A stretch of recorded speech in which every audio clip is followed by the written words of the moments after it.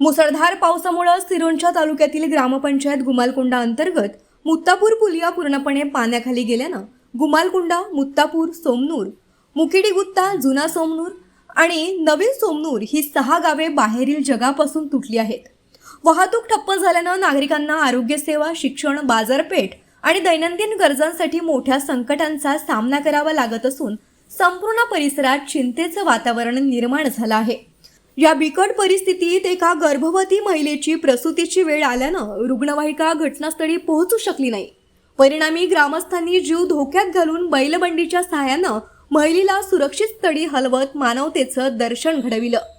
या दुर्घटनेमुळे दुर्गम भागातील आरोग्य व्यवस्था आणि अपुऱ्या पायाभूत सुविधांचा प्रश्न पुन्हा एकदा ऐरणीवर आला असून स्थानिकांमध्ये प्रशासनाविरोधात तीव्र नाराजी व्यक्त होत आहे.